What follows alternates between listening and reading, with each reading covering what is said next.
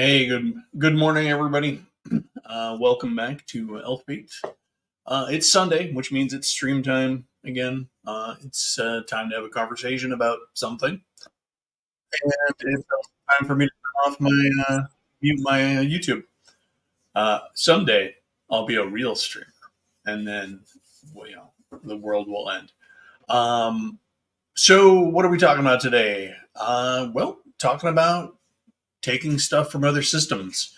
Um, other systems, other versions of systems, other games entirely. Um, this is something that I have done a lot of in the past.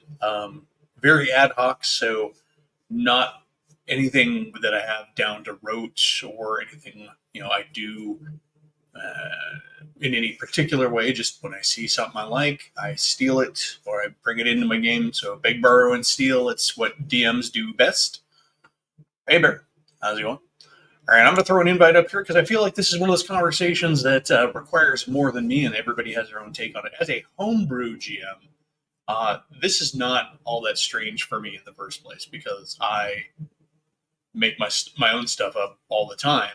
So bringing in mechanics from other systems is pretty easy for me to do.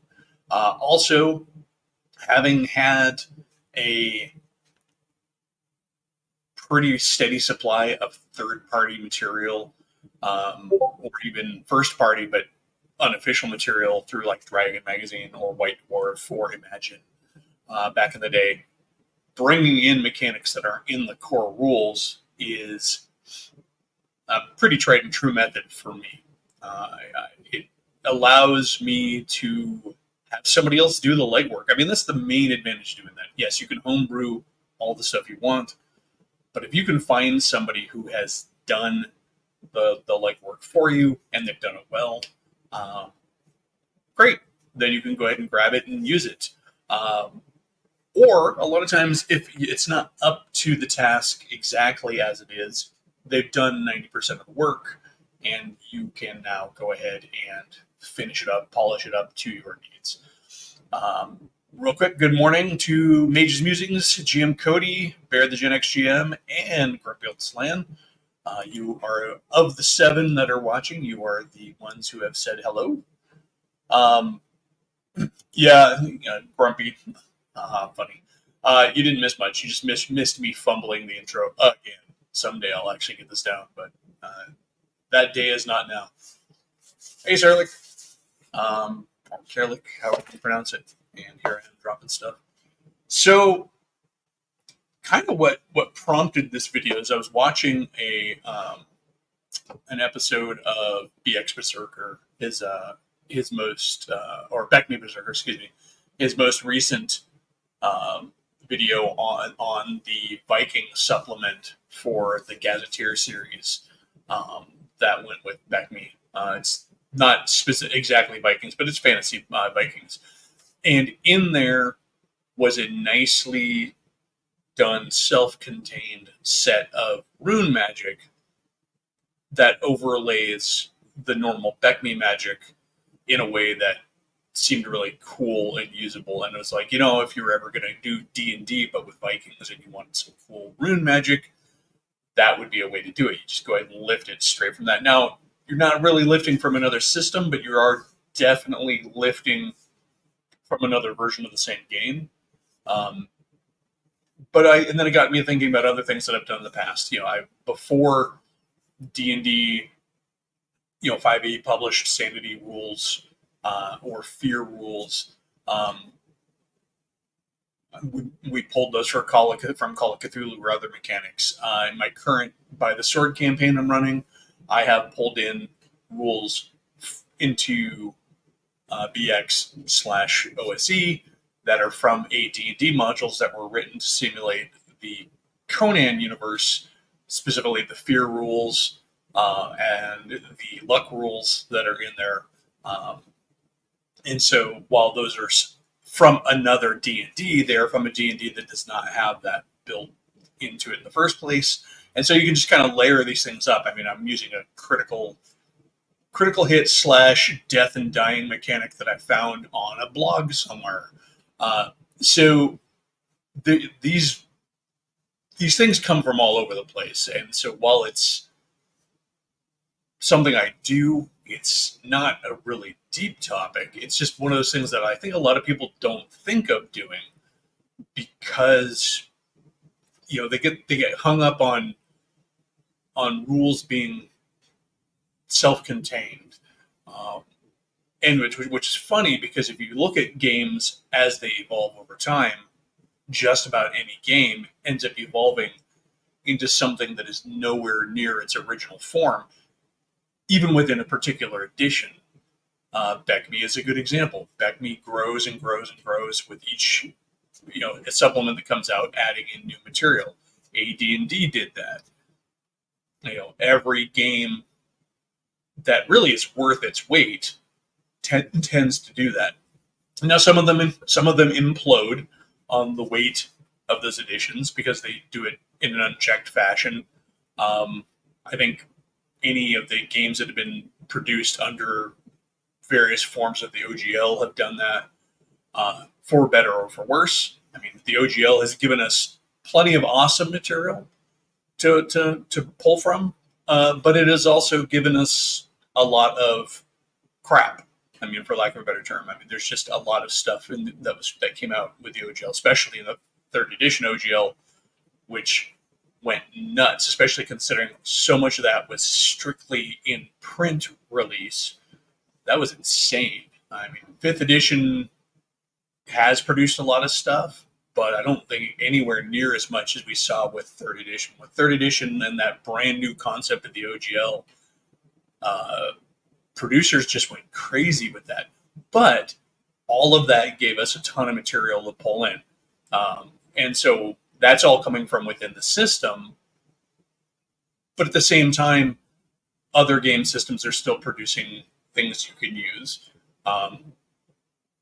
Early on, we see examples of that in the AD&D DMG, where they're talking about crossing it over with Gamma World.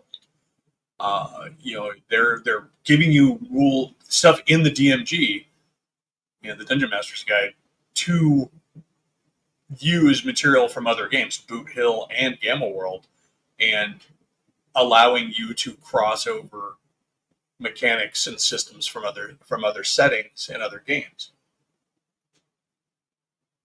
A lot of this it happened in other games too. Like, for example, Cyberpunk came out and really gained a lot of traction, Cyberpunk 2020 at least, about the same time that Vampire the Masquerade and all of that was becoming really popular. And so there were several books that were put out that brought vampires and other supernatural elements into the Cyberpunk 2020 mechanics. And then from there, we as GMs could see how to fit this stuff in. This is the other advantage of pulling stuff in from other, borrowing mechanics from other editions, other games, other systems, is that you can usually see, get a better idea of how you could do other stuff. Again, as a homebrew GM, sometimes I have an idea, but I don't really know how to implement it, or the way that I come up with to implement it may be clumsy, overwritten, impractical, whatever. And then finding somebody who's done something similar, I can then work it into my game. For example, if somebody comes up with a system of, supernatural vampire powers for Cyberpunk, and I was having trouble really nailing down how to do psionics, say, for a Cyberpunk game, then I could use those mechanics to try and figure out how to do my psionics. I could basically look at how they framed out those vampire powers and retheme them into something more akin to psionic abilities or something along those lines. So that's the basics of it. I mean, it's not, like I said, it's not a lot to do a whole video on.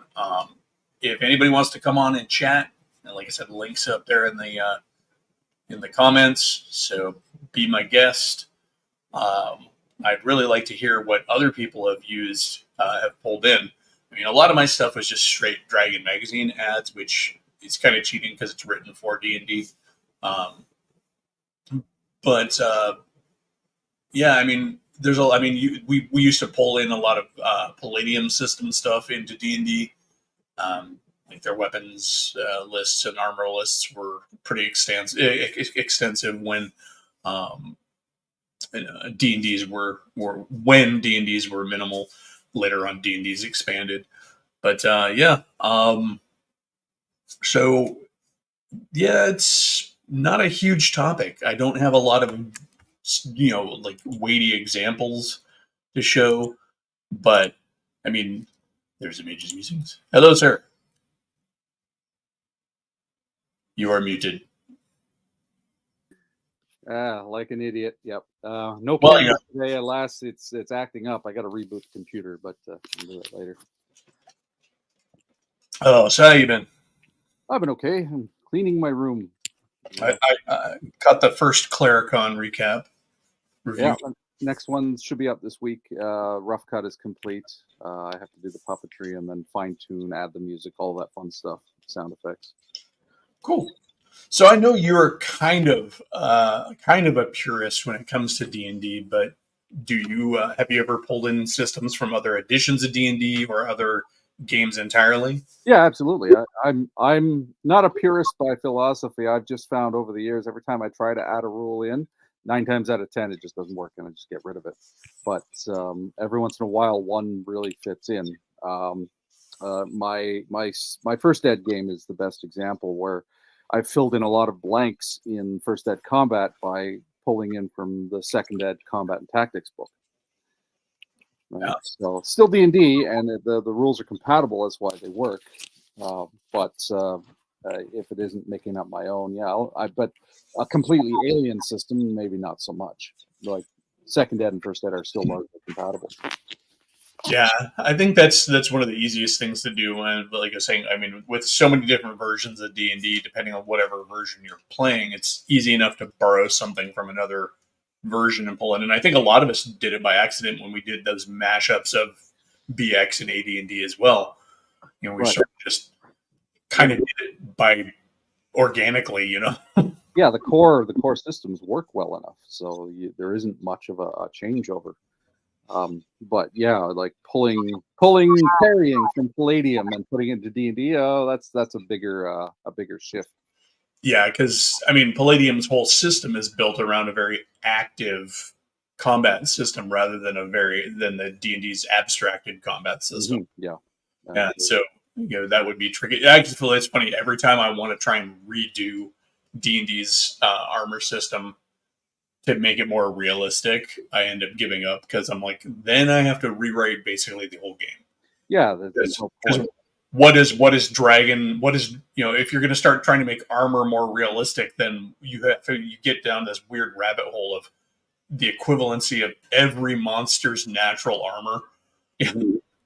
Is dragon scale like plate or is it like chain? Yeah, it can get rid of this. So I use the weapon type versus armor modifiers, and you'll get a lot of people saying, "Well, they're not realistic." It's like, no, but it's a system that works. Well, the whole combat system in D&D isn't realistic; it's so abstracted. One of the ones that hey Bear, sorry, hey, new load of laundry, huh? You got your second load of laundry in? I'm on my third, dude. Oh, okay. It's a laundry day. Continue, please. Oh no. One of the systems I have pulled in from another game is Harn has a pretty cool piety system for its clerics that I pulled into D&D once, and it played pretty well because it's a simple point system, and you based on the things that your cleric does, he gains or loses piety, which then has an effect on his casting ability. Right.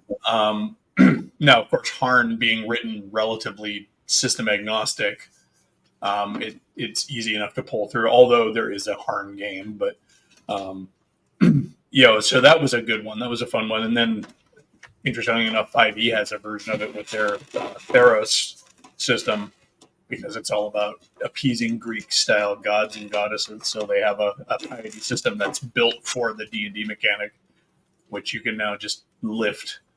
But yeah, Well, arguably, D&D actually does have something like that, sort of a general, because First Ed has the rating system where you're supposed to assess the players and how they played their roles.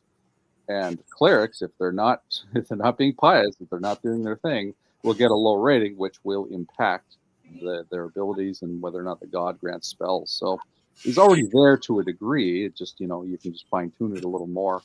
What's already there, just fine tune it with some details. is that one of those things that's buried in the DMG? It's in the DMG, yeah. The rating system in First Ed is tied in with your level advancement. So your rating will determine how much it's going to cost you to train for the next level.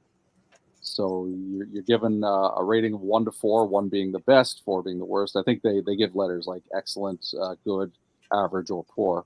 And then what happens is you create a numerical value, divide the number of ratings you've had since your last level up, and that's your average. And the average is how much time you have to train. So if you're like a stellar player and you've gotten 1s every time, then the average is 1. You have to train for 1 week.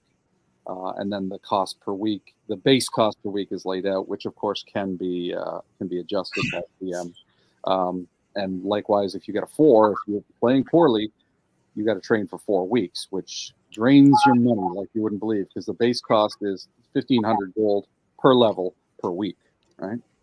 I swear, dude, you could teach a class and make money. Just every time I talk to you about D&D, I learn something new. It's pretty prominent in the DMG. I'm not citing some obscure knowledge. Oh, I know. I think that the thing is that a lot of people played the game, like I said, kind of learning it very organically and not necessarily having read everything verbatim and played the game by the rules. I think I'm in a unique position in that regard, because I learned the game just as you said, sort of organically, just making it up as we went, figuring it out. And as I got older, I started incorporating rules like this, sort of piecemeal, bit by bit. It's like, hey, let's try using this rule. And then the next thing I knew, it's like, oh, I got to grasp the rules. I also went back to First Ed from 30 years of playing Second Ed, because I found stuff like this and it was interesting to me from a game perspective. So I was reviewing them, thinking about how they would have impact the game and what the game would become, rather than judging the rules, oh, that's stupid or not. It's like, what is the rule? How does the rule impact the game, and what does it turn the game into? And let's see what happens. And it's like, oh, this is interesting. It plays better than it reads, which is this should be on Gary Gygax's epitaph, I guess, when it comes to writing. It plays better than it reads. I think that right there probably points to a huge source of so much of the misunderstanding of older editions. I think there's a lot of people who read the rules, read the concepts, but don't actually play them, or haven't played them enough to get good at them, or just even a lot of people who feel like old D&D is, lacks nuance and is, new D&D is so much better. And a lot of it is maybe not intentionally buried or maybe not actually buried, but the weight of the text often makes a lot of that feel like it's buried. Because even today, I can pick up a player's handbook and find stuff that I never knew existed. Yeah. Even though it's always been there, and I don't know how many times I've flipped through the book. But I think a lot of us, when we were playing the game, because the book was so weighty, we just I saw somebody mentioning the other day about memorizing sections of the rules because they were so hard to read. They were so hard to actually use and reference that you literally memorized the pages they were on. And once you did that, you really didn't spend a lot of time going through the book or the books. You just sort of, okay, I know weapons are on page blah, blah, blah. I know my spells start on page da, da, da. And then you just went from there. Well, the character sheets in one of your dents too, but that's because you're supposed to put all the information you're going to need to look up on the sheet. Yeah, I liked those old ones, and my favorites were the old gum-bound armory sheets where you would get like 50 of them on a pad. Yeah. And after that, it would have been the old goldenrod AD&D ones that were done for like. Yeah. Those were awesome. Bear, What? other than doing laundry, do you pull in mechanics from other systems? Oh God, no! You know me. I think that's absolute sacrilege, and anyone who does it should be burned alive at the stake. Steak. Instead, he just Sacred throws away the real steak. rules and makes up his own, which is also Exactly. valid. I just go, all right, today you're gonna flip tiddlywinks, and that'll decide everything. No, of course, I'm the king of doing this type of thing. I think absolutely bastardization and Franken games are way more fun. Yeah. Because they get away from the puritanical design mentality, right? They get away from the idea of, well, okay, this is going to sound really pretentious, and I don't mean it to, but when it comes to role playing, I'm way more Jeet Kune Do than I am Gung Fu. You know what I'm saying? Like, take what works and make it work for you. Don't worry about purity. Well, yeah, I mean, I think that is actually more truer to the game than a lot of people think it is. Because I feel like the earliest versions of D&D and the hobby were very much an ad hoc, play as we go, make it up as we go. And that is the spirit of homebrewing and borrowing from other systems. A lot of those early mechanics, they were pulling in from war games that they had played, or making up rules on the fly to equate to the new concepts that they were coming up with that they wanted to play. So it's weird to me when people act like homebrewing or pulling in from outside of the game is somehow like sacrilegious. Oh my God, how could you do that? Because it's always been done, and it just seems a natural fit for me. I really feel like that's the natural state of role-playing games. Well, yeah, and I think that ties in. I think those types of people who have that type of a mentality, are the same type of people who think jazz should be styled and broken down into different styles of jazz, when at the end of the day, jazz is just meant to be music, right? And whatever works at the moment you play, and that's what's cool about it. Yeah. So, I mean, if you want, I think it's this structured, organized mind that hates that type of thing, or at least rebels against it. Maybe not hates. Yeah. So yeah, it's you're dealing with more than just a gaming mentality at that point in time. You're dealing with a psychological mentality as well. And it could come out of just preference and play style. People who I think are more tournament pro gaming, like professional gaming style, might prefer a very specific, narrow version of the rules, because that is more rateable, scoreable, controllable, therefore better suited to a competitive or professional style of play. I can understand the desire for that in the right context. League play, like like we've seen at Gen Con and with RPGA and stuff like that in the past, makes sense there, and that's kind of why AD&D exists, as far as I understand it. But it was also an attempt to bring together, all of the ad hoc jazz of D&D into something more, like sheet music. Yeah, more orchestrated. Yeah, exactly. There's a good comment from Grumpy. This is a very good point. A lot of modules would change the rules for the settings and story purposes. I wonder how many changed them just because the writer didn't feel like looking them up. Well, and I think that the other thing too is that a lot of the modules do the work for the DM in that adjudication part of the DM's role, the GM's role.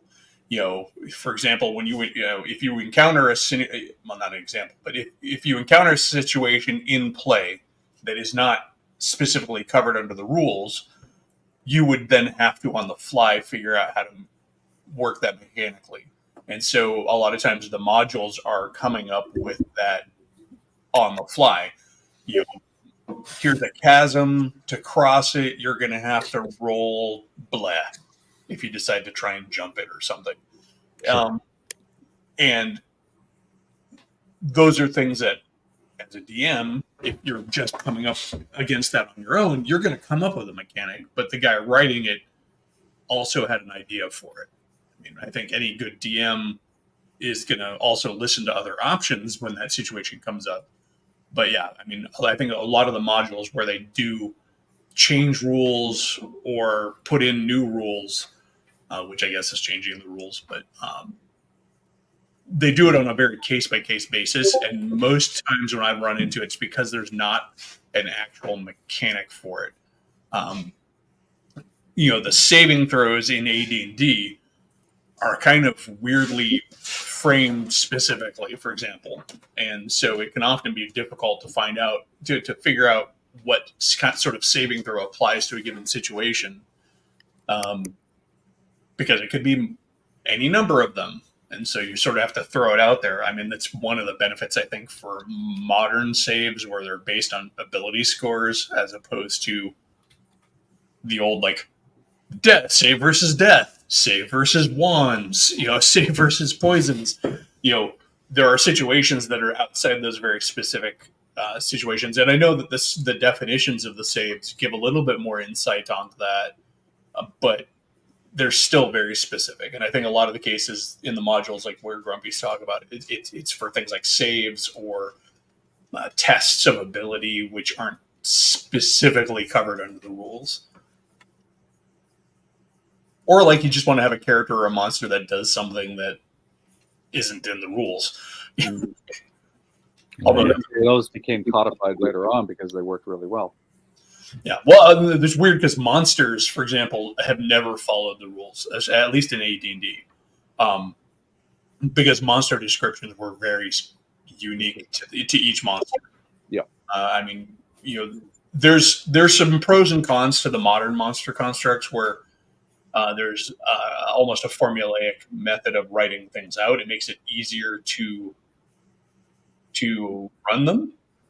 But at the same time, I feel like a lot of monsters get pigeonholed, at least in the official content. Like 5th edition monsters, if you look at, say, like 5th edition monsters from WotC, and then you look at 5th edition monsters from Kobold Press. Kobold Press ones are much more interesting, time and time and again, because they do play with the mechanics that WotC seems to avoid. You'll almost never see, for example, a WotC monster that uses the exhaustion mechanic as some sort of a damage effect. Right.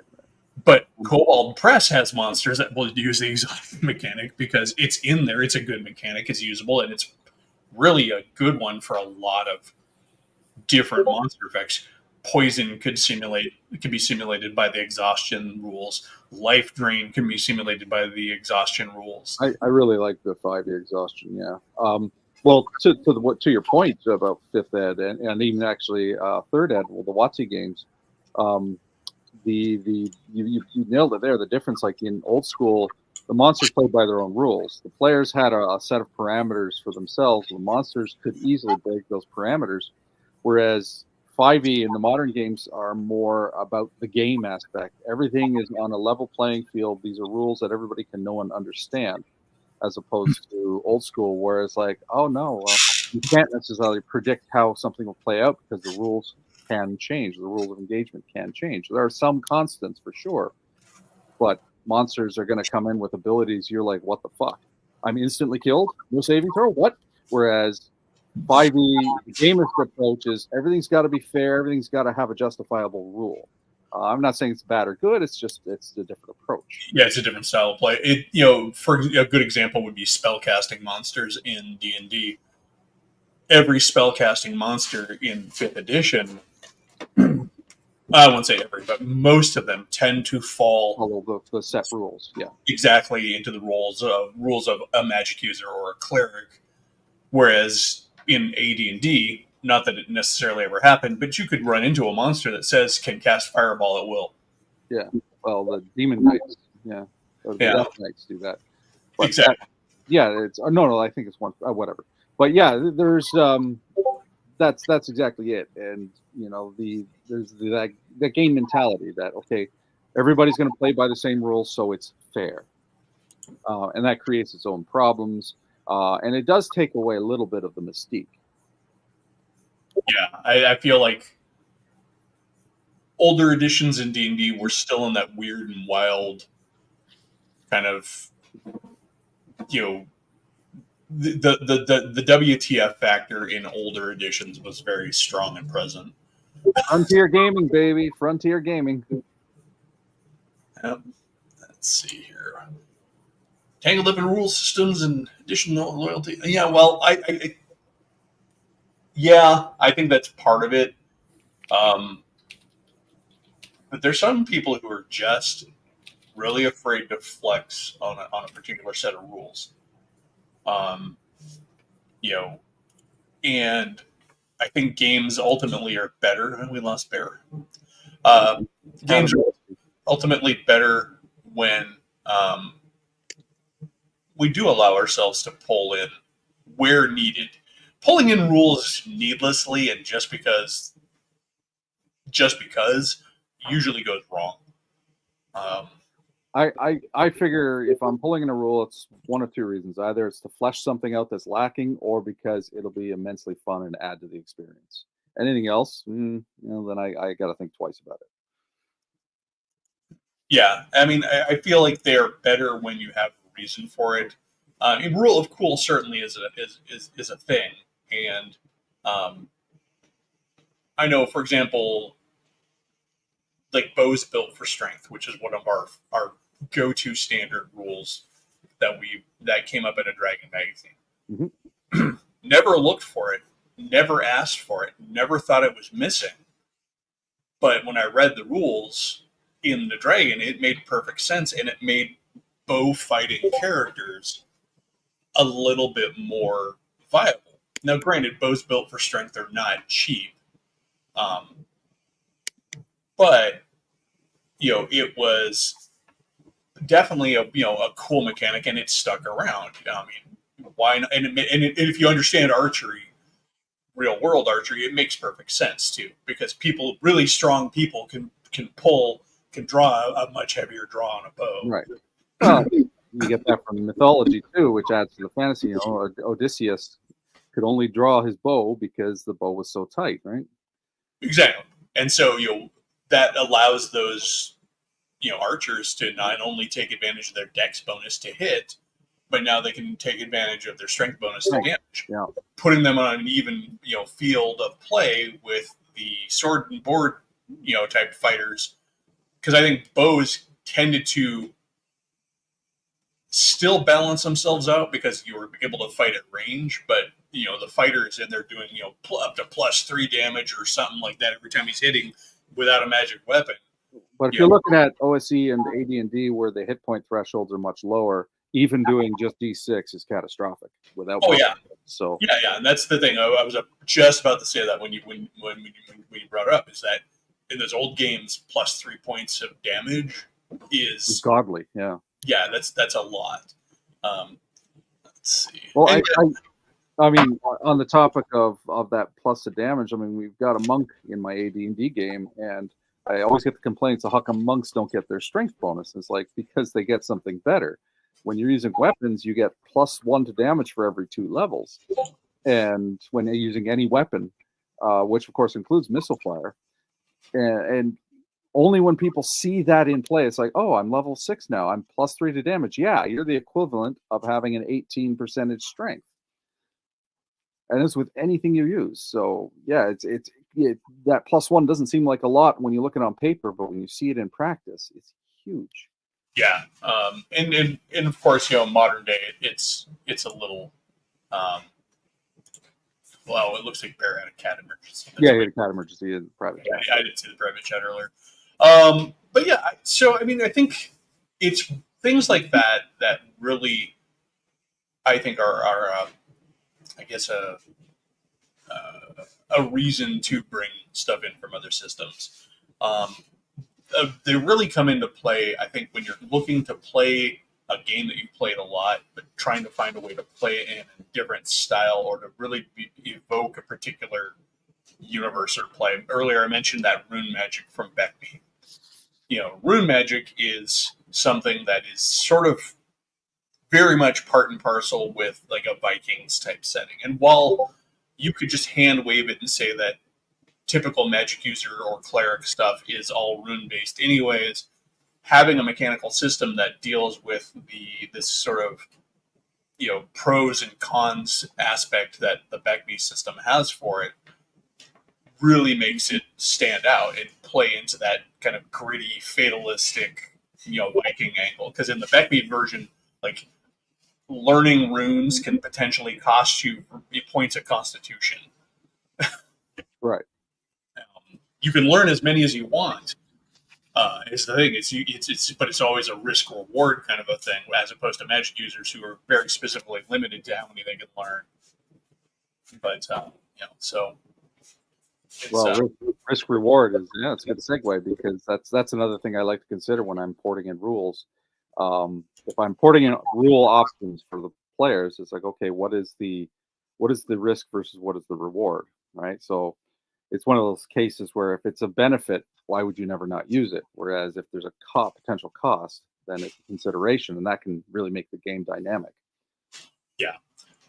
It's kind of what I like about the piety system, for example, that I was mentioning from borrowing from Harn, is it could allow a cleric to potentially do things that clerics as standard weren't able to do. The trade-off being that, they might screw up and be limited. It also it enforces a cleric player to actually play a cleric instead of just playing a guy with powers. It's one of the biggest complaints, for example, with warlocks in 5e is warlocks thematically are making a pact with an outside power that's a very specific pact. It's not like a cleric where I worship and and venerate you. It's you're making a deal. But in the case of the warlock, I kind of feel though it is on the DM to enforce that rather than the player, because the player can logically be thinking, I've gotten away with something for nothing. Whereas then the DM at the right moment comes in with saying, oh, by the way, you made a pact. Yeah. Right? And right there, though, that gets into other problems with modern gaming, in that an attempt by a DM to do that would often be considered infringing on the fun. Sorry, did you choose to play a warlock, or were you forced into it? I agree with you completely. And if anybody playing a warlock at my table is going to end up, for that matter, people playing clerics at my table are also going to have to deal with it. But we have this exact situation in my 5e game, because the guy who's playing a cleric is playing a cleric of Ilmater, but he's decided to play him that he's snarky. He's not following the tenets of Ilmater. He's very violent. He wants to kill first, ask questions later, and it's like, all right. So I've been making the notes, and suddenly an elder priest of Ilmater has shown up on the scene to guide him, and he's like spitting in his face, and it's like, oh, this could be interesting. And he's still defiant. I don't know if he hasn't gotten the hint or if he's just playing the character beat through. Yeah, it's. That's a totally different video. I like play style and acceptance of the world as it is. But I feel like if you're going to play, systems that allow that mechanically reinforce that, I think, can go a long ways towards enforcing play. Or informing play, not enforcing. Enforcing is the wrong word. It does, but that's sort of the feature that comes with the perk. I guess. Yeah, I get what you're saying. Yeah, ideally, you want to present it to a player as like, here's an option, here's an opportunity to have a system that tracks, mechanically your piety, which can allow you to ascend to greater, greater feats of clericdom, or depending on how you do. And yes, as the DM, you're getting a tool to make your cleric player more true to his class. But the player is going to see it as an opportunity and not a punishment. Ideally, it's both, and hopefully, a player is mature enough to accept that, hey, this is cool, and it just means, But not everybody's like that, even in old school groups. The thing is just so funny. The whole Brian James mentioned he likes to switch out initiative and encumbrance systems. That's not new. People not liking encumbrance is not some newfangled idea. They've been fiddling with encumbrance and how to deal with it in different ways since the dawn of the game. People have always bounced off of encumbrance, and because people's brains are wrinkled in different ways, they think differently about systems. You might even say the issue is encumbering. You might say, I did. but no. And I think that that's something that gets lost in the conversation too, and kind of going back to that whole in my opinion, the natural state of the game is beg, borrowing, and stealing from everywhere to make the game you want. Because in its earliest incarnations, that's what they were doing. Articles were being written in the earliest pages of Dragon Magazine and submitted to them, or even from within them about, really looking at the mechanics that had been presented initially and saying, is this the best way to do it? Is there a new way to do it? Sometimes it's tinkering for the sake of tinkering. And there's nothing wrong with that either, because it ultimately helps each of us as a player and as a GM find the game that we want to play. And I think that's the core reason for, pulling in stuff from other games, other editions, is really to make the game that you want to play. Because that's it in a nutshell. I mean, that's what we're all looking for, is the game that we want to play. You have to understand that the game that you want to play is not necessarily going to be universal and be there at every table. And that's that maturity conversation where, like, if I'm playing at Mage's Musings table, I have to understand that it's not going to go the way that it went at my table or at, Father Aaron's table or, anybody else's table, because it's not their table. It's his table, and by me sitting down there at the table, I'm agreeing to play that. That said, we still have conversations as GMs, and occasionally we give each other that eureka moment, like, hey, I've never heard of that, but that sounds really cool. And then, we kind of share ideas. And that's one of the fun things about old, and not to sound like too much of an old head here, but, old gaming before the internet was interesting, because when you met other gaming groups, you suddenly got this weird influx of ideas. And that was fun. Like, do you guys play it that way over there? No, it's very true. It's very true. I grew up playing the forced narrative storyline. I am the DM, and you're going to play my story whether you like to or not. And then I met a DM who was very much, no, I'm just adjudicating the world. You make the choices, and I'll react to it. Which is, of course, the preferred style of play I came to love. But it's completely inconceivable to me at the time that this guy was using charisma reactions to inform his choices, and he wasn't fudging so that we could win and have fun. And it was like, that was revelatory. It was like, holy crap, this game can be so much more. Yeah, I'm trying to get down to doing that. But it's really hard to break my old mold, because my method of doing it was always to approach my NPCs, for example, and my encounters realistically. And I think the net result was something very similar to the charisma reactions, but it was still a decision I made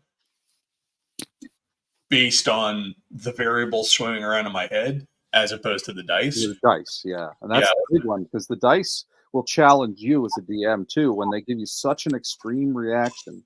And it's like, okay, do you hand wave it and do something quote unquote logical, or do you try to justify the extremity of the dice and see what happens? And when you start doing that, crazy shit happens, and it's really fulfilling. It's great.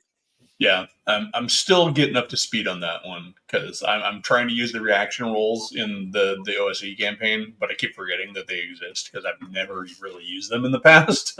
Yeah. So it's an adjustment, absolutely. And in the flow of play, I'm like, do I want to go looking for them, or do I want to fumble around especially while I'm on a stream? In terms of the reaction adjustment, I find that the OSE Back Me one is a great one to start with because there's only a couple of responses, and you get used to the thing. And then for me, the epitome, the top tier one is the second ed AD&D one because it gives you such variables based on how the players are behaving, different responses, and charisma modifier, obviously, which it'll outline. Okay, what could this mean? Friendly can be a number of things. It's not just they start kissing your ass. Friendly can take on different forms. So that's a great one. But OSE is great because it's easily grasped, and like after using it 2 or 3 times, you'll pretty much have memorized the potential responses. You don't even refer to the chart. You look at the dice and you know what it is. Yeah, it's a learning curve and breaking old habits. So that's definitely a thing. First of all, welcome Blark, and I also saw Squirrel snuck in and Cal. But yeah, players. So I think part of the problem with sandboxes, honestly, is that nobody seems to really have a solid definition of what they are and how they're supposed to work. That has been my experience. Listening to the conversation on sandboxes. But even so, an open world where the players are the driving force, and I get what he's saying. And yeah, some players do come to the table and they're a little lost, especially if they're less experienced.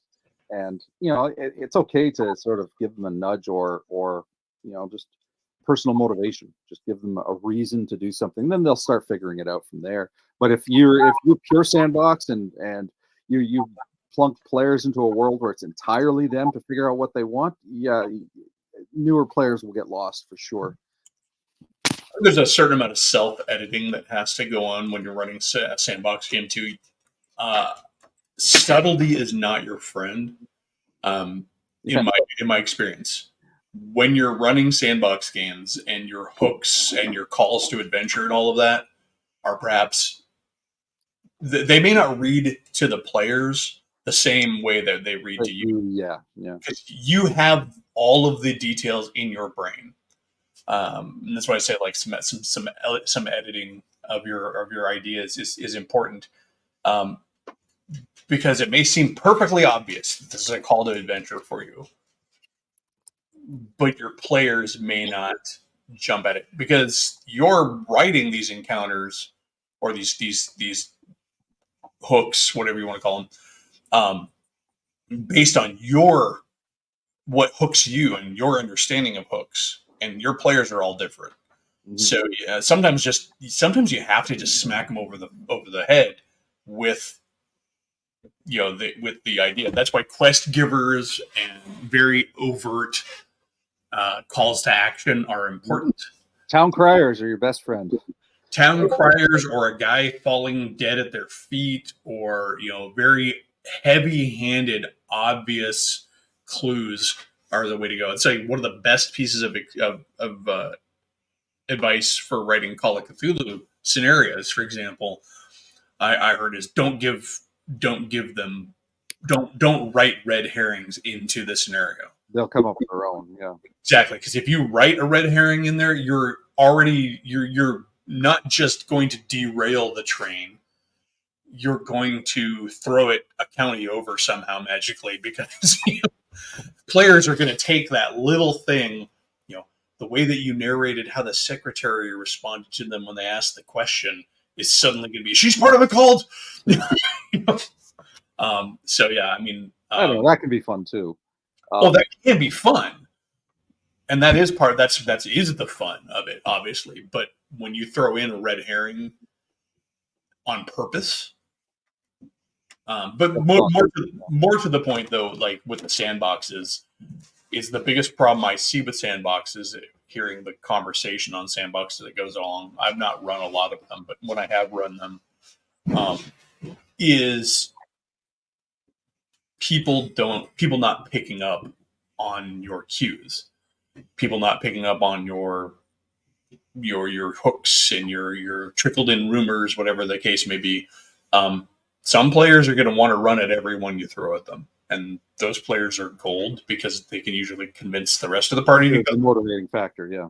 Yeah, but some people don't come to the table with the same concerns and stuff also in game. So, when you have a villager who is giving his sad story about what's going on in his village, some players are gonna be like, meh. And then of course, if that's the only hook you have, this is the other thing too, is and going back to Blarg too, is remember multiple hooks and also be persistent. If your world has that wonderful V word, verisimilitude, right? And it functions, separate from the actions of the players. There's always an opportunity to escalate those clues that they may have missed or passed on. They may go meh to the villager, but when they need to go to a village and they find out that the next village they go to is really mistrustful or suspicious of strangers, then the players might then get the clue, for example, that whatever the threat is, that bandits or orcs or evil wizards or the king's men or whatever, is something that they do need to look into, because clearly it's having an effect on them. If there's a dragon in the territory and the players are like, we're not going to mess with the dragon, and messing with the dragon means death. And then you start describing to them routinely about people are starving now because their animals are getting slaughtered by the dragon. The church was burned down by the dragon. You can escalate. And it doesn't always have to be that bad, but it can be escalating, our chain of rumors. Find one rumor about, gold in the mountains. Well, then, yeah. Anyways. Rumors that, of course, feed into the players' desires too help. I like, if I'm seeding multiple scenarios, I like to give weight to them. So as you say, there's going to be some in-your-face hooks that the players usually will glom onto because they're prominent. But I will be coy with certain other hooks, especially if the rewards are potentially bigger, and let them do some digging. Now that works great in a normal campaign. I'll say that I tried that when I ran my Clericon game. I'm going to talk about it in the video. It didn't work so well. Yeah, in one shot you need to be like right at it, but I wanted to maintain the player agency. So, but yeah, it's definitely. I like to have multiple hooks, and you don't necessarily want to just prep an adventure, especially if you're running sandbox. Prep one scenario and then here's all the hooks to that scenario. You're going to be disappointed yourself because players will not likely go there, even if it's the only seeming option. Yeah, like in the By the Sword campaign, streaming on Monday, every other Monday. Not this coming Monday, but next Monday. They're currently kind of working on two different adventure paths that have happened organically. They got attacked in the streets, and they found out that there's this gang in the city that is up to no good. But they've also hired onto a ship to go fight pirates that have been active in the sea around the city, and they found out that there's a big old nasty, basically a warship out there committing piracy. So they're working on two, and there's been a few other little bits peppered in that they haven't really glommed onto. But the other thing too is, I think when you're doing a sandbox, you have to, as a GM, be comfortable with the slow growing fruit. Be okay with the players taking time to come around to some of those things and use that time. If you mention a particular order of monks early on and nobody really bites at that, well, those monks can appear again, and they can be around, and they can be ever present in your descriptions until the players start to figure out that maybe there's something up with that thing that we heard earlier on, and they can always come back to it. And the time that gives you have time to flesh them out. You have time to adjust to what's going on.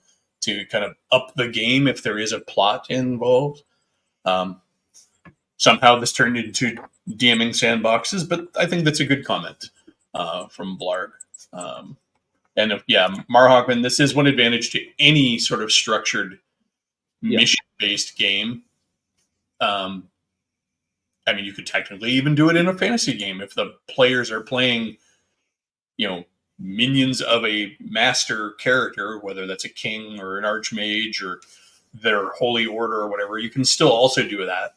That's where my my AD&D game is now, the Night Below scenario. They've been ordered by the king and the church to investigate the goings-on in Heronshire. So it's like, all right. And now only one of them, technically, is under the command, because he's a paladin of the Church of Lathander, but the others are his friends, and they're not going to let him do it alone. So off they go.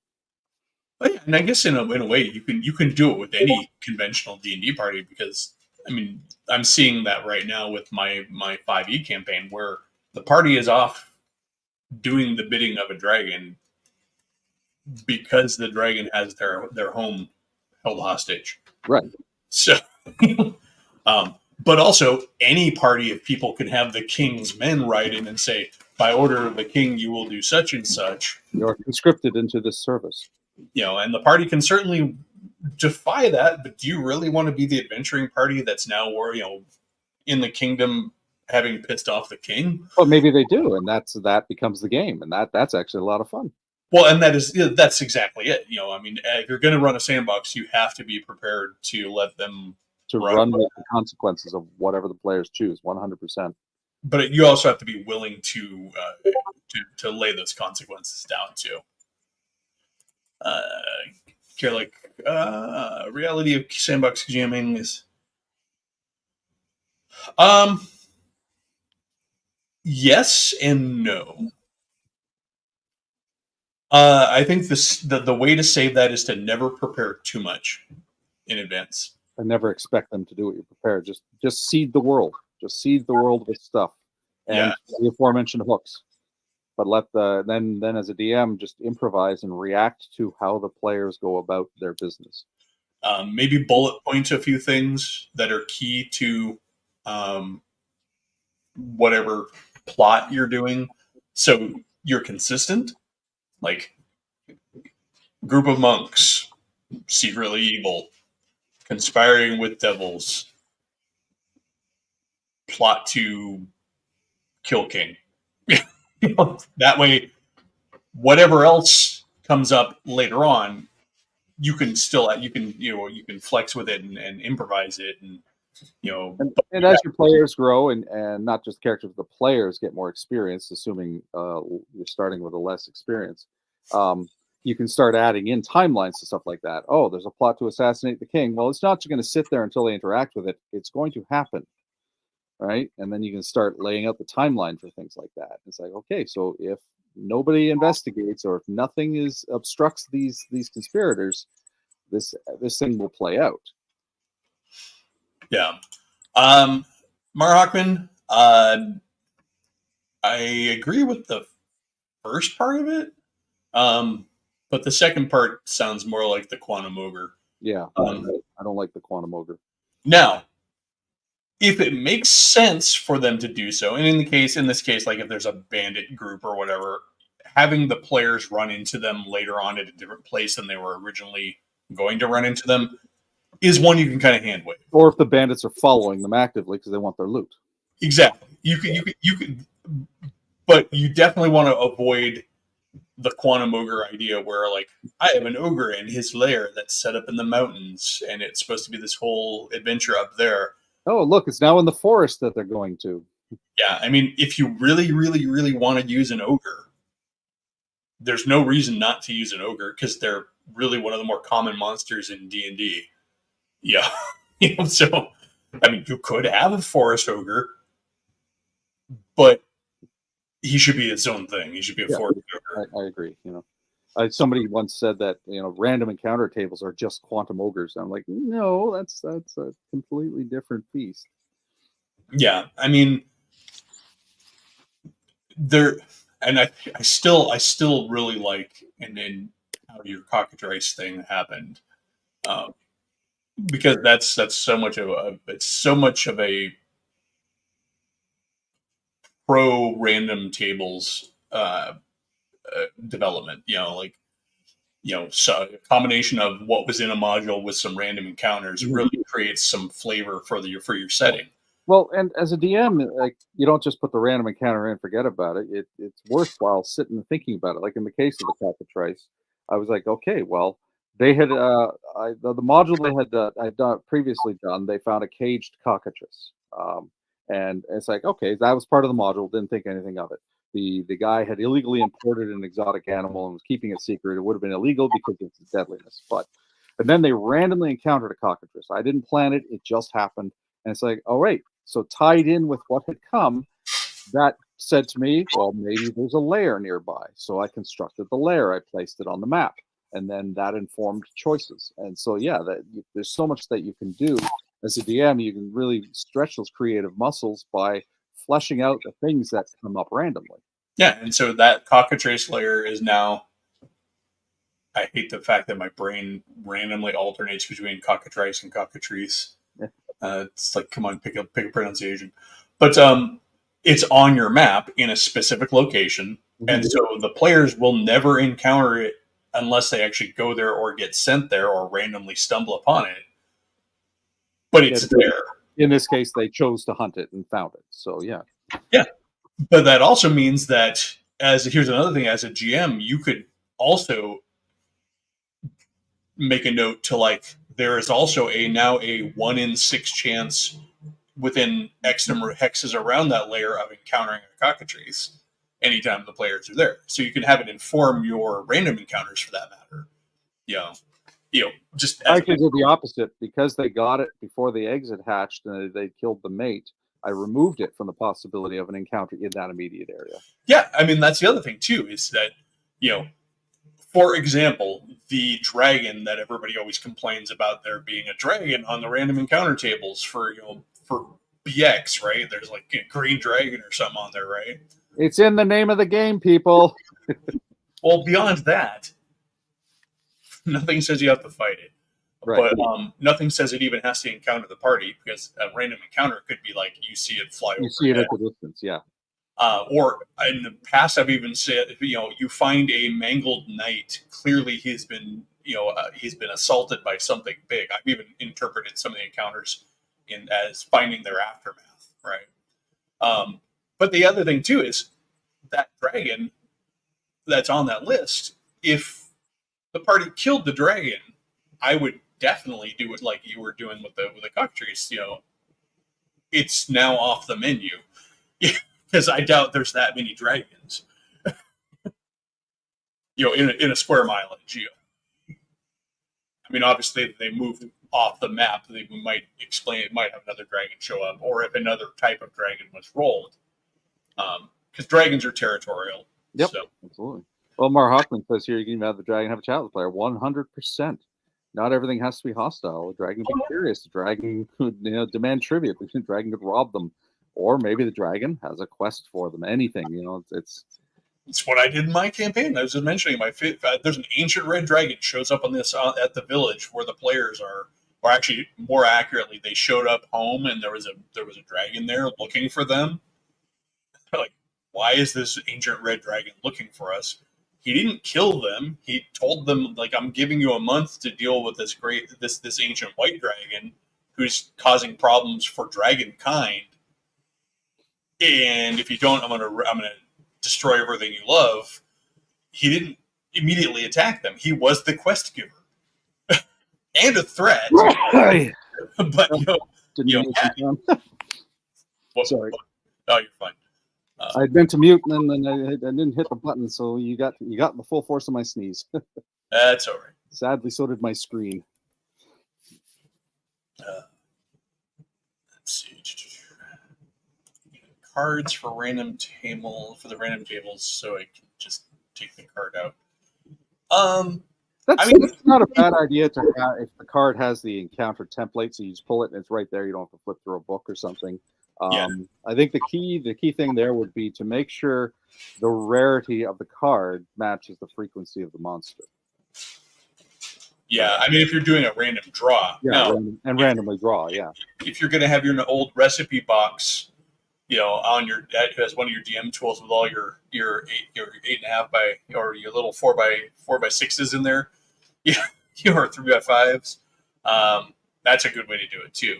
That way, when you roll that encounter, you're not flipping through a book for the stats. So you can just pull out the card. Green Dragon. Here's all its mechanics. On a little card. Well, the great thing about old school as well is the stat blocks are so basic and simple that you don't necessarily have to, if you've got them written down, you don't have to have your book. I can have one page with all of the basic stat blocks of all my random encounters, and all the information is there without having to look them up. Oh yeah, there's a great resource I found that I've been using as I've been writing the adventures for my OSE campaign.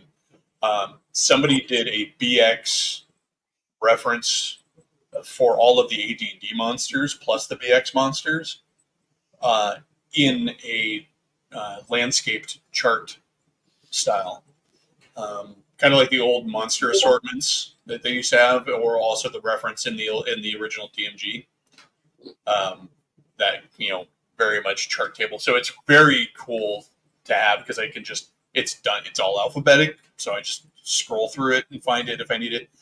But also, as I'm writing the adventures, because the stat blocks are so short, I just cut and paste the stat block and put it right there in the adventure. Because I'm running online, so I can have my Google Docs open, and I have my stat blocks right there, and super easy. And that, I guess, is the other thing too. I mean, if you are playing online, it's pretty easy to just pull the stats up for whatever you encounter because search functions. Everything's online now. Yeah, very easy.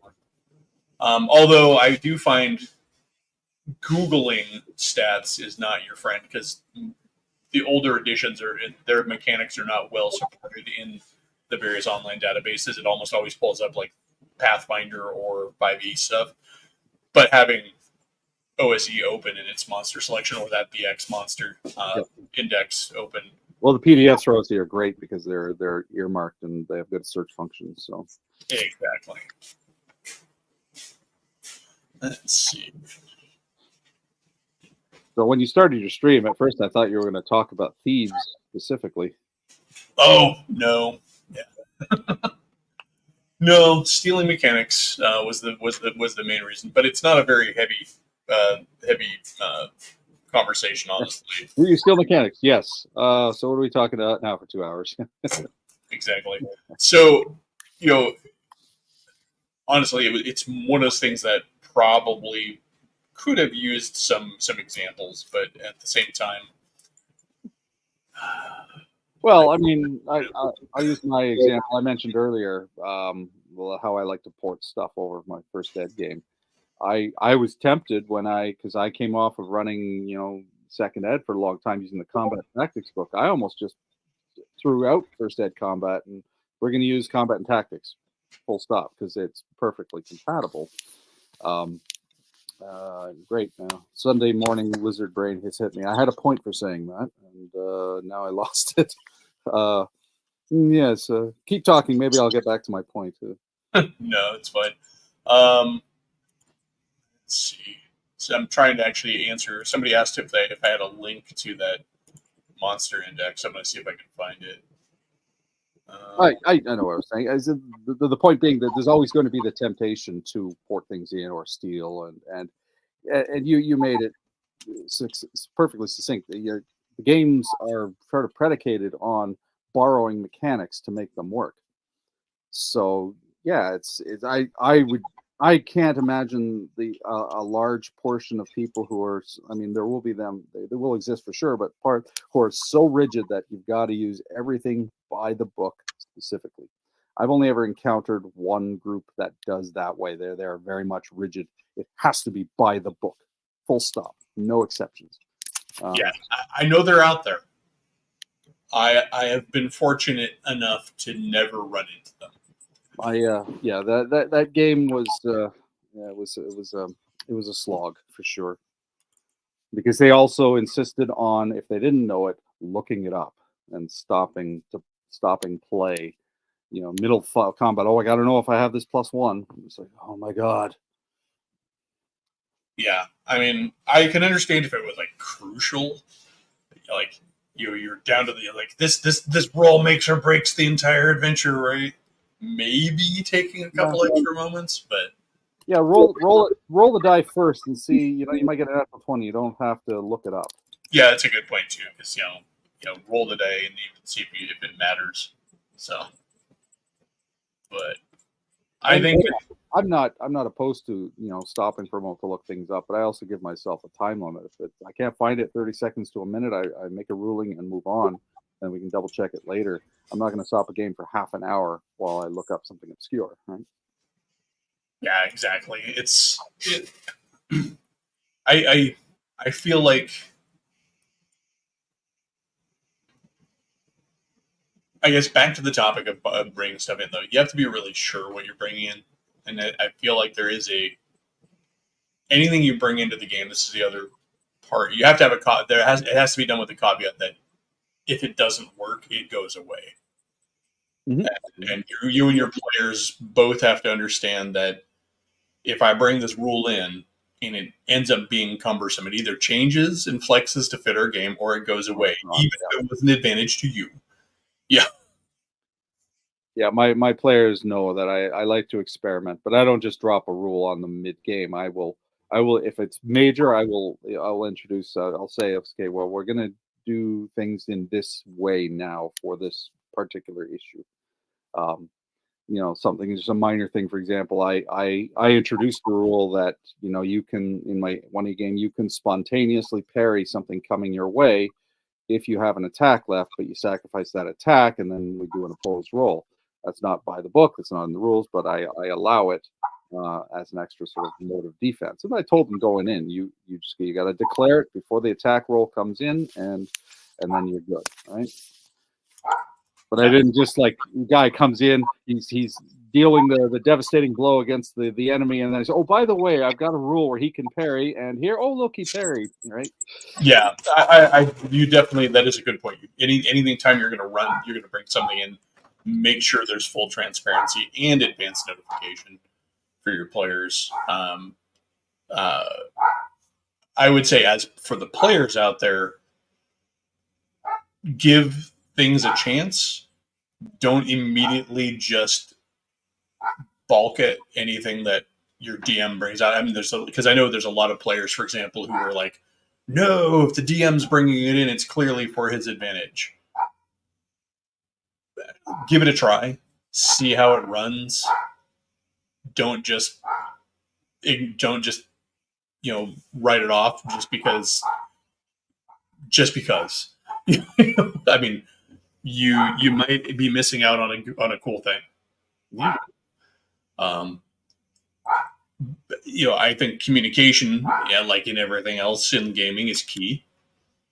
DMs and players need to talk about these things, and they need to have a conversation. They need to be mature about it. If it's not, what sorcery is that? It is high level sorcery, evidently, but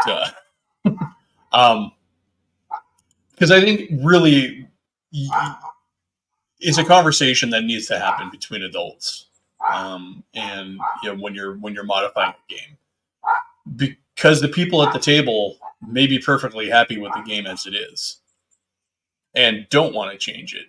Mm-hmm. And as the DM who is all excited about the new thing that you read in the latest book of whatever, or somebody's blog post that just hit you as the most profound thing in the universe, the rest of the table may not care. They may not care for it. They may not want to change it. And it's, as a DM, it is your table, but at the same time, if you're in an established game already, especially, it's everybody's table. You don't want to mess with the status quo too much. Yeah, and at that point, I think once everybody's engaged, it's everybody's table. To them, I mean, you are still the authority as far as adjudicating the rules.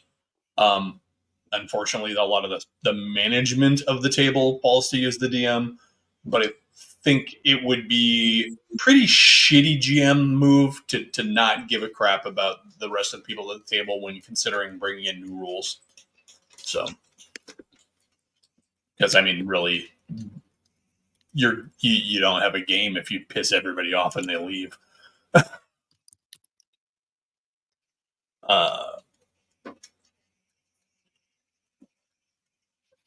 Of course, it's to my advantage.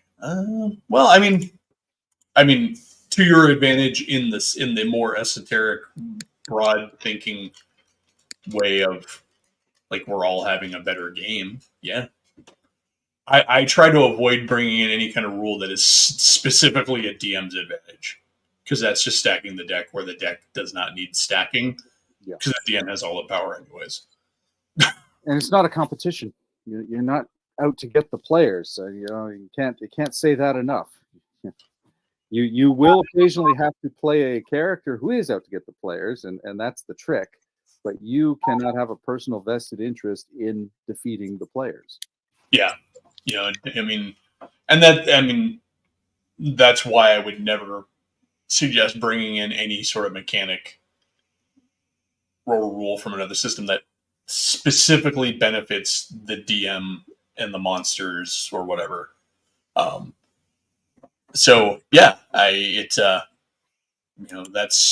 you're going to torpedo your game if you start doing that because then you venture into adversarial DM territory. Yeah, I mean, I'll read about DMs who very specifically try to cater their encounters to challenge their opponent, their players too. And I'm like, why? Just let the encounter be. Sometimes the players will overmatch it. Sometimes they will be ill-equipped. That's the game. That's the part of the fun. Yeah, this is why I prefer to run a realistic living world because then I don't have to worry about that. Yeah. If the party prepares and beats my encounter, or I don't run the encounter well, or I underestimate the power of the players, and so be it. Yeah, exactly. That's the thing. It's like there are some times where it's clearly a what the fuck is going on with this game system moment. I mentioned the 3 back-to-back deadly encounters that I ran against my 5e campaign, my 5e group, that they made it through without having a single death. I wasn't trying to kill them, but at the same time, all 3 of these encounters were rated as deadly. They won because they used their resources. Right. But it was really hard pressed to really accept that one because I felt like that was a failing in the system, not the failing in me or the players. One of the characters would have gone down except for they had an ability. They have a charm that allows them to turn an attack against another target. And so one player was about to take enough damage to kill himself, or to kill him. He actually reflected it back on the monster that actually did the damage. So right. It says another target. I'm like, all right, not only did you not die, but you also then just took it down by something like 42 hit points or something like that. But at the same time, that's a one-off ability that they can use only once every so often. But still, by the nature of the rules and those encounter levels, I would have expected more, more impact on the party, at least in terms of use of resources and the like. So, yeah, I mean, I wasn't trying to kill him. I wasn't building obviously the encounters were built to be tough and powerful, but they were not built to be encountered all at the same time. It just so happened that the party did things to where they all happened in the same time. So, Mr. Mackey, welcome. Yeah. So, yeah, I don't have much more to say on the topic of rules and bringing in mechanics from other games. I like doing it. I pulled in even some character generation concepts like the life path systems. Mm-hmm. I pulled in for other games that don't have life path systems, and those can be a little funky to try and work. I mean, one homebrew rule that I had done for my AD&D campaigns for the longest time was basically every player rolled on a chart, and this was sort of their spiff. They had some sort of background thing that they got that made them different. And this was a way to like try and make, when we had bigger parties, especially like, you had three fighters in the party, and look, they're all wearing plate mail and carrying two-handed swords. Um, so like, and it could be something as simple as extra starting gold, a title. It could be a +1 sword because you had the family heirloom. It was pretty much all benefits. I mean, it was like 100. I don't know how it came up with 100 different things, but it was probably all very minimal stuff. But that was a fun one. But I found out some of the Beckby character generation in the Gazetteer is very interesting when they're talking about like making characters as they created new classes and stuff, like the making a character for the Viking supplement. Look at Beckby Berserker's most recent video for this. Has this whole almost life pathy chart that you roll in your character. Like, you got sheep pox at one time. There's a 25% chance of losing 1 point of charisma. You're going through all these things. You had an encounter with a wizard. Gain a potion of healing. It's very cool because it was that path. That mechanic was very much up and down. Yeah, I don't think it'd be too difficult to make a life path system for D&D without skewing D&D even from what it is. And I tried something similar like 20 years ago. I ultimately got rid of it, but I basically had players roll randomly to see what class they were. They didn't get to pick, and they grumbled at first, but then they grew to like it. And then I was like, you know what? I just want players to play what they want, so I removed it. But I've always had a desire / dream of doing sort of an Ultima style character generation where card draws, like tarot card draws, determine your character. It's like how you build your character. I have for a Viking campaign that I set up my own Viking campaign. I took the actual runes, the Viking runes, and I ascribed a bonus to each of them, and basically every player in that campaign is going to roll for their birth rune. I know that's not really a thing, but in the fantasy Viking world, it is. In the one that I'm making, and so they will have a rune that they were born, that their birth rune, and that will give them an ability based on that chart. But also, Scrolls. What was that? It's very Elder Scrolls. What sign were you born under? Oh, the warrior. Yes. It's kind of, and that's very much a. Yeah, I remember. I think that goes all the way back to even Daggerfall did that, but which was my first Elder Scrolls game. Yeah, like Ultima, the old Ultima games, they had, like, I think it was the Ultima Avatar or whatever it was. You would draw cards in the game, and that would determine your character options. It never determined your exact character, but ultimately, when you were done, you'd have a choice between, you could be a cleric or a paladin or a or a something or other, or you could be a thief or a ranger or a warrior, and so it would skew your choices but not determine your choices. I think that's a fun way of doing it.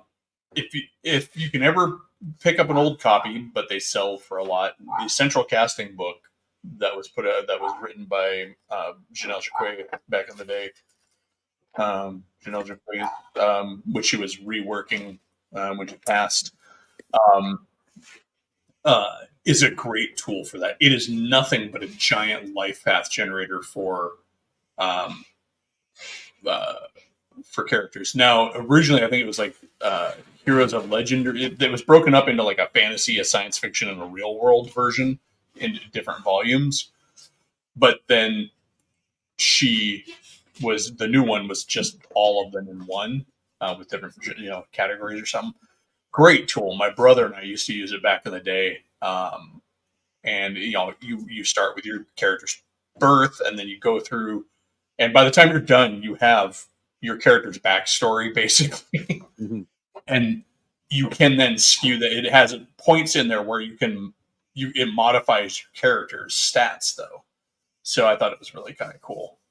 Potentially modifies the stats or gives skills and stuff like that. So if you wanted to lean into that, you could do that because it's easy enough to just go, this means +1. And if I recall correctly, because it was originally written back in the day when you had these wink, wink, nudge, nudge, like not D&D, but definitely D&D books. It was like there was a conversion table in the back of the books a lot of time where they were like, using this with Dungeons and Dragons. Right. See, look, we wrote a D&D supplement, but we're legally not writing a D&D supplement. Yeah. You use these charts with your other favorite fantasy role-playing game. Exactly. Because there's like one. But that most people are going to think about. But yeah, so it was, life chart, life paths are easy enough to do. Again, borrowing from everything else. I mean, I know, I borrowed entire systems. Like, back in the day, there was not an Aliens RPG. Well, there was an Aliens RPG, but it sucked because it was the leading edge one. But I took the entire West End D6 system, West End Games D6 system, and wrote an Aliens game for it using the compiled source, like background material from the leading edge game, and just ported everything over, and it was really easy because the D6 system is super versatile, because they have it broken down, like skill levels and power levels equate to things. So like, okay, well in this game, 3D is 3D. So that was a good one.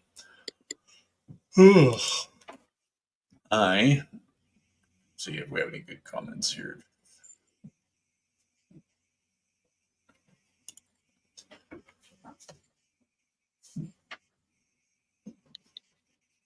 So I think, this is the other thing too, is when you're pulling from other systems, it often helps to find systems that are similar to the one that you're you want a synergy for sure. It's just easier. At the same time, there are mechanics that may be from very different systems that you could pull in to your game. For example, I don't know if you're familiar with Barbarians of Lemuria. Nope. Pretty cool game. So instead of having classes in that game, you have 3 points of career to spend. And you can spend them all on one career, or you can spend them on multiple careers, and that can kind of form your character's background. And that determines your skills, for example, in a very broad sense. Sort of like secondary skills in AD&D. Okay, you're a bowyer fletcher, so the DM could rule that in cases where bowyering and fletchering comes up, mm-hmm. you have some sort of advantage mechanically. Well, in Barbarians of Lemuria, the number of points you have in a particular career is a bonus to your skill rolls for that, or a bonus to your rolls when dealing with that particular career. So if you were to apply that to, say, AD&D for a simple, slightly more mechanical version of secondary skills, but not a full-on, secondary skill system or full-on non-weapon proficiency system like we got in late AD&D and, full-on in 2E, you could do that, all right? You have one level in Bowyer Fletcher, you have one level in Hunter, you have one level in Soldier as your careers. And so now you have these minor die roll mechanic bonuses to all. That's an easy, not specifically written for an AD&D style system that would easily be able to be plugged into it, I think, a D&D system without folding it in on itself, because it's at most you're going to get a +3 skill roll, +3 roll on, probably a roll under if you're doing it, is what I would do. But so that's just an example of like a not exact fit. Let's see. There you go. And seeing as Castles and Crusades is essentially D&D, isn't it? I think Castles and Crusades was going to be the 3rd edition official Gygax, if my My understanding of what I've read is correct.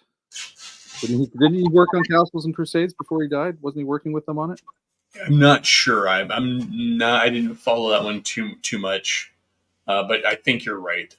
And Castles and Crusades was essentially Gygax's vision of D&D future. Right. It was Yeah. his third edition. Yeah. Yeah. Well, I guess technically his second edition, because second edition was taken away from him. Fair. Was it the episode you guys did with Zeb Cook, which was cool, and I kind of kicked at myself for not taking the not being able to be there because I was invited. He said something. He said something. Oh yeah, his version of Star Frontiers that never happened. Right. That reminded me kind of the same thing. Interestingly enough, one thing that when I was watching the thing, I don't know if he was involved in it. I'll have to go look up the article. But remember, he was talking about like the Sathar were originally supposed to be a player race, and then they were turned into the villains. Later on in the Dragon Magazine article, they introduced the Sasesu, which are essentially Sathar lookalikes and relatives of the Sathar that are a playable race. So I'm wondering if that was their like nod to bringing back some of his original vision. Anything's possible. Yeah. Yeah. But I mean, for all I know, he might have written it because it's a Dragon article and back in the day. So, but no, that's okay. Sorry, say that again. You cut out there. Oh no, I stopped talking Oh. because I thought you were talking. Let's see.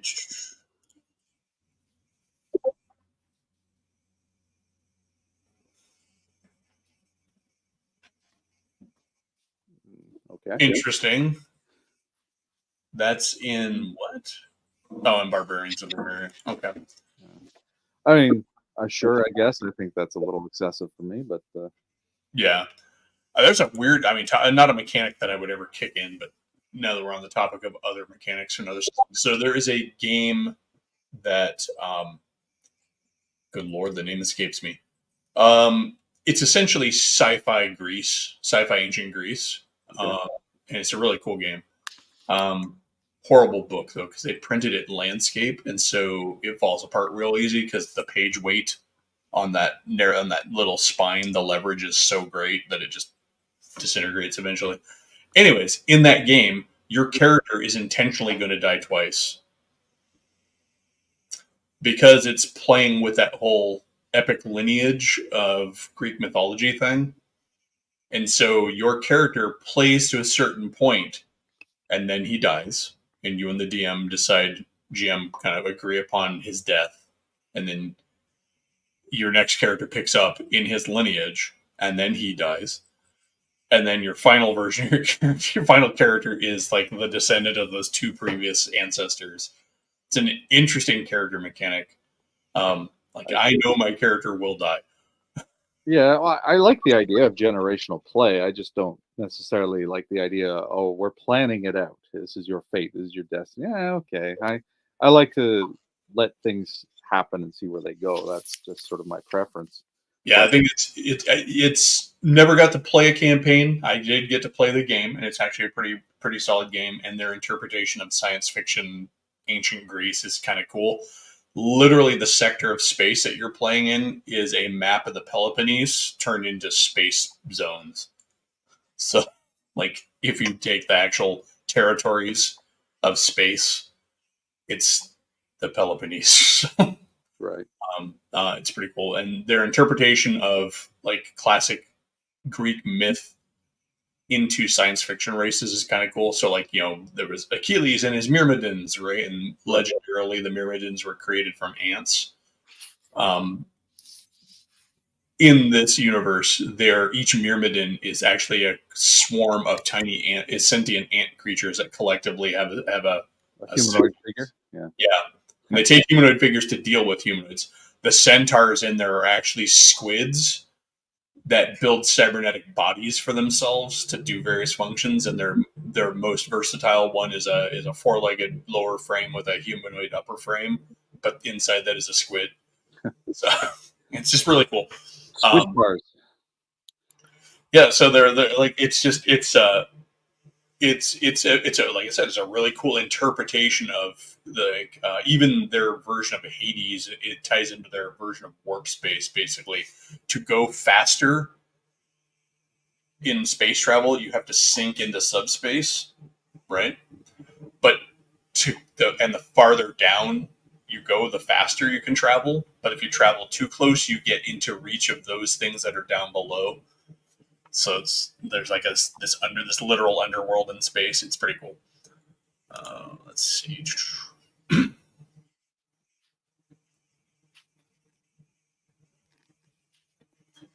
That in a video game that works because it's just part of the video game, you know.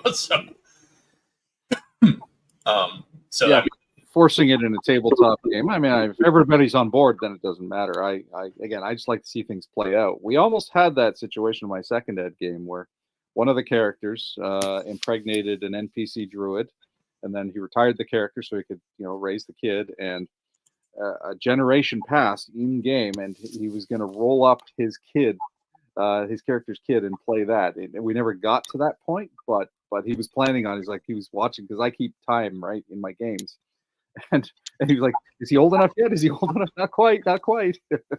So, but he really wanted to roll up his character's son and play that character, which would have been neat if it had played out. But yeah, I remember doing that a couple of times, playing the descendant of my former character who now deceased. I even played the child of one of my characters who retired. It's like, all right, he's high enough level. He's gone into domain level. I don't want to play that, so I'll play his son. So what was cool is that my DM. I remember in that particular instance, my DM actually we had this like role play session where I got to negotiate like what from the family coffers I got to take with me when I started adventuring. So my first level character is like out there, well equipped because dad and mom didn't want him to go out into the world unprepared. So, well, that's the rolling the max amount of starting gold, really. Yeah, it was above and beyond the starting gold, but that's because we played it out, and so right. It was fun. Well, when you think about it logically, okay, let's say a fighter in AD&D gets his 200 starting gold, which is the maximum. He's already rich. That's an obscene amount of money in a medieval setting, but that uses a silver standard. Yeah, the cost of plate mail and stuff kind of bites into that, but yeah, it absolutely does. But yeah, but still, it was fun, and again, it's not something that happened frequently, and probably paid off because I was willing to play it out and I didn't just ask for him to give it to me. Right. I feel like it has been my experience that GMs in general, are much more giving if you are willing as a player to put in the time for things. That's been my experience, at least. You can ask a DM, hey, can I have this thing? Or you can sit there and say, hey, I want to go on a quest for this thing, which is going to get you more traction with the GM, right? Or you could write, like in a Battletech campaign. So we were doing, I think I've mentioned this on the stream once or twice, but we were playing Mech Warrior. We were playing Mech Warrior, not Battletech, with a group of Battletech players, with our regular group of Battletech players. We decided that we wanted to run a Mech Warrior campaign. And it was a clan-based Mech Warrior campaign. And I hate the clans. Mm-hmm. I think they ruined. I personally think they ruined BattleTech. But so I decided I was going to play a Freeborn character. Freeborn are this nasty, naturally conceived children in the clans, not genetically engineered, right? And so I was a Freeborn pilot. So I started out with a relatively crappy mech. And in this big city fight that we decided we were going to play out was our big battle, I started doing stuff, role playing it. I'm like, instead of just saying I want to jump here and jump there, I'd be like, all right, I want to try and roll my piloting skill to jump from here to here, but in mid-flight, I want to try and take a shot at his head. Can I use the strafing table strafing to hit table because I'm actually arcing over his over him, and the GM's like, yeah, here you roll this at minus such and such, and I'd roll it and I'd succeed, and then the BattleTech players would throw their arms up and Kermit freak and he's cheating. Oh, that's bullshit. How can you do that? Like, and the GM would look at him. He's role playing, guys. He's telling me in detail what he's doing. He's asking what he can, and then later on, I got knocked on my back in the city fight, and I'm on my back, and there's a big ass assault mech coming down. He's gonna try and step on me. I'm like, I want to engage my jump jets, but just skid across the concrete of the city. I'm like, to get out from underneath him. And so he had me do it, had me roll my piloting roll. And he's like, all right, but take a couple of points to damage to your back for, scraping across the ground or something. All right, legit. I'm not getting stomped on. And of course they're like, oh, that's not in the rules. And he's like, he's role playing. And then we go down, and like, it was at the time that the stupid BattleTech cartoon came out.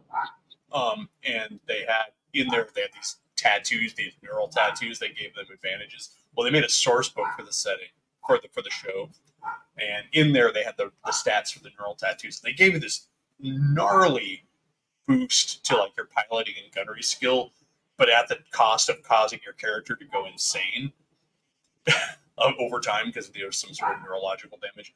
And so I wrote out what? That's a crazy drift. But and so I wrote out this huge speech that my character gave to the Ilkhan of the clan, asking to go through this procedure, and the GM decided that I got it, and so I was even more ungodly on the battlefield, and everybody got mad. He's like, he's role playing, and he wrote his speech out to the Ilkhan. It's like, so like I said, I think a lot of people forget that like GMs are waiting for players to contribute and give to the game. I think in a lot of cases, many GMs, and if you are willing to put in some work and not just always show up, hand out, then yeah, a lot of your GMs will work with you. So especially bring it back to rules. If there's a rule that you find as a player that you want to bring into your campaign, talk to your DM about it. And if it's something that maybe warrants some in-game events to occur, maybe work with them to make that happen, and you might be more likely to get it. Well, especially if it's reasonable, and something broadly applicable, not just something that can benefit your character. It's broadly applicable to the scenario as a whole, where everybody can access. If it's a special technique, for example, Yeah, or like if a player came to me originally with the bows built for strength, right? That benefits the world as a whole. Right. That changes the whole world. Yeah. And so I'd be like, okay, cool, because then any player who can fork out the gold and find a bowyer of proper skill can have it. But that also means that you might show up again. You might be fighting an orc warlord who has a bow built for strength now. Yeah. And suddenly you got the howitzers aimed at you. And yeah, I allow them. I basically use there's composite bows and regular bows in AD&D. I just say, okay, the composite bows are the ones that can be built to strength. Whether or not that aligns with reality, I don't know. I don't care. I'm not an archer, but it works from a systemic point of view, and players if they can afford it. More often than not, there's only 2 characters in my game who can use bows built to strength anyway. So the one guy, the paladin, 1880 something strength, he has his bow built to strength, and he uses it, and it's great. And now they're going to potentially be encountering specialists with bows built to strength against them. So exactly. All right, we are at that time where I have to look at getting out of here because I have to cut out and get to my next appointment here. So last couple of minutes here, I want to thank everybody who showed up. There was quite a few of you. And thank you, Mages, for coming on. And Bear, I hope your cat emergency is going okay. But yeah, I think there is no good reason to not consider using rules from other systems, other than if you're absolutely married to a pure version of your rules. Certainly, those rules need to be, and I hate to use the term because it's been abused by certain other folks, vet the rules.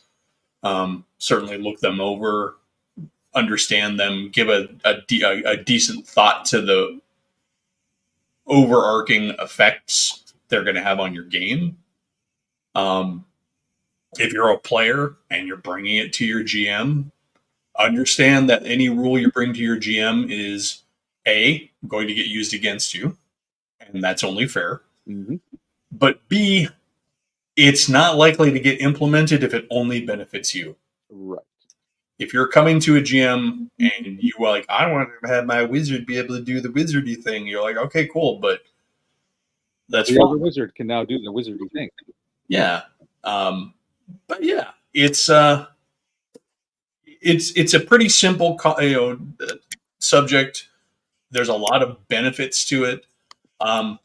Like everything, though, do it in moderation. If you start implementing too many rules, it can often get ungainly. I would say how much that is up to you and your players. Keep a record of the rules you bring in. Like keep a systems document or something. Nowadays, using modern vernacular, back in the day, it was just a notebook, right? But keep some sort of a document that specifically cites what rules you have added and where to find them. Nothing's worse than someone coming up with some cool rule that is neat and is fun and you enjoy it, and then when it comes down to it and there's a question about it, nobody knows where to find it. So keep that document and make sure it's generally available to everybody. You're giving me homework? God damn it. Not you.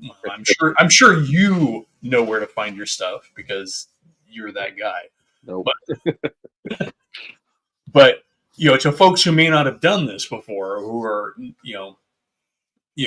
then definitely, or if you're like finding my channel and this is the video you come into, yeah, you're helping yourself out if you make a record of those changes you make to your game, because ultimately you have to have that even playing field. Also, this allows new players coming in to review. Yeah. To review and also know what options are available to them. Nothing sucks more. Well, there's a lot of things that sucks more, but it sucks to be a player who's new to a game and, being 3 levels in and somebody at the table looks in and says, you could have done that thing. You're like, I could have done that thing. What thing? Yeah, the thing in the house rule document. Nobody gave me a house rule document. But at the same time, if you're a GM and somehow that slips through, you may want to consider letting the player tweak their character if something that should have been available to them was not made available. Because we're all human, and maybe there was too much meat at the table, or everybody was late and you had to get playing, or whatever the case may be. We're not lawyers. Nobody's going to prison if we make mistakes here. So, on that note, I'm going to talk to you guys all later. I got to get on to my new thing. Thanks again, Mages, for coming on. Yeah, no problem. Timing worked out. Everybody, get out and game. Good day, everyone.